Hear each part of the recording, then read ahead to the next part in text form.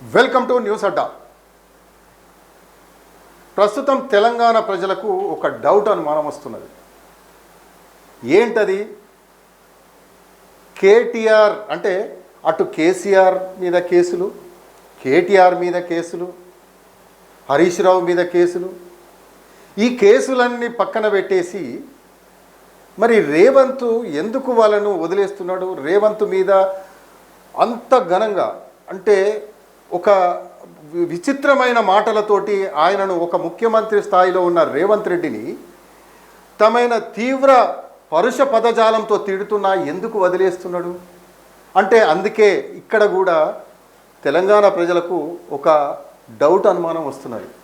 ఎందుకు కేటీఆర్ రేవంత్ మధ్య ఏవైనా ఒప్పందం జరిగిందా అనేది ఇక్కడ తేలాల్సి ఉంది.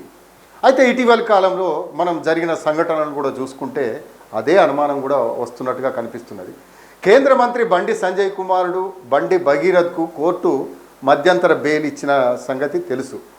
దాని వెనుక ముఖ్యమంత్రి రేవంత్ రెడ్డి హస్తం ఉందంటూ సోషల్ మీడియాలో రాజకీయ వర్గాల్లో ఒక వర్గం విస్తృతంగా ప్రచారం చేస్తోంది. కేంద్ర మంత్రి బండి సంజయ్ కుమారుడు బండి భగీరథ్ ఎదుర్కొంటున్న పోక్సో కేసు అత్యంత సున్నితమైనది. గత నెల రోజులుగా ఆయన చెర్లపల్లి జైల్లో జ్యుడిషియల్ కస్టడీలో ఉన్న సంగతి అందరికీ తెలుసు.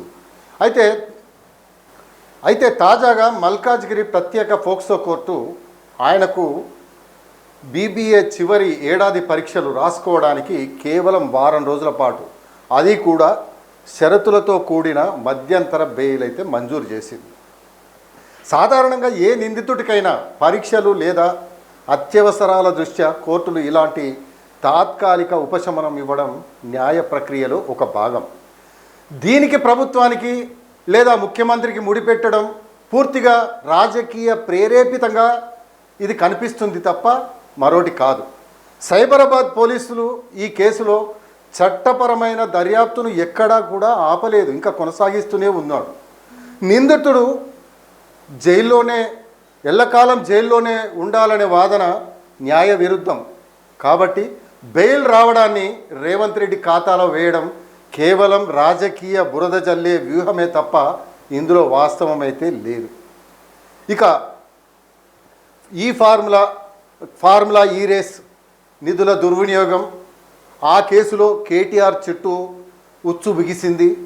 55 కోట్ల నిధులు బదిలీకి సంబంధించి ఏసీబీ ఇప్పటికే కోర్టులో బలమైన ఛార్జ్షీట్ దాఖలు చేసింది. జూలై 31న కోర్టుకు హాజరు కావాలని సమన్లను కూడా జారీ చేయడం జరిగింది. ఒకానొక దశలో కేటీఆర్ అరెస్టు ఖాయమనే ప్రచారం కూడా జరిగింది. అయితే బీఆర్ఎస్ శ్రేణులు మాత్రం ఆయన నివాసం వద్ద మోహరించిన రోజులు కూడా లేకపోలేదు. అయితే రేవంత్ రెడ్డి ప్రభుత్వం కేటీఆర్ను అరెస్టు చేయలేదు. ఆయనను అరెస్టు చేయకుండా ఎలాంటి లీగల్ ప్రొటెక్షన్ కూడా ఆ చర్యలు కూడా చేపట్టలేదు.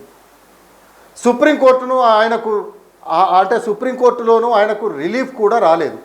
ఆయన అరెస్టు చేయలేదంటే కేటీఆర్ రేవంత్ మధ్య ఏమైనా ఒప్పందం జరిగిందా అంటే దీన్ని బట్టి అంటే సుప్రీంకోర్టు కూడా రిలీఫ్ ఇవ్వలేదు అని అంటే ఇక్కడ అరెస్టు చేయొచ్చనే అర్థం కదా. మరి ఎందుకు అరెస్టు చేయలేదనేది తెలంగాణ ప్రజలకైతే ఒక డౌట్ అనుమానంగా వస్తున్నది. ఒక అనుమానంగా నిజంగా వస్తున్నది, కేటీఆర్ని ఎందుకు అరెస్టు చేయలేదని చెప్పేసి.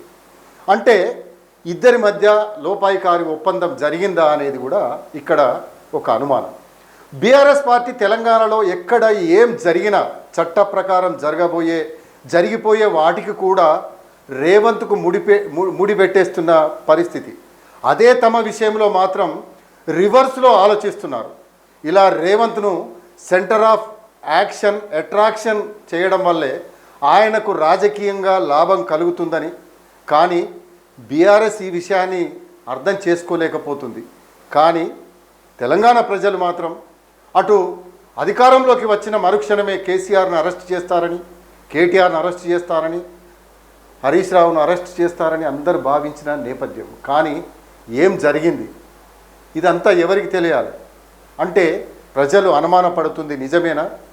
ఈ గుట్టు విప్పాల్సింది ఎవరు? రేవంత్ రెడ్డా, కేటీఆర్? చూద్దాం.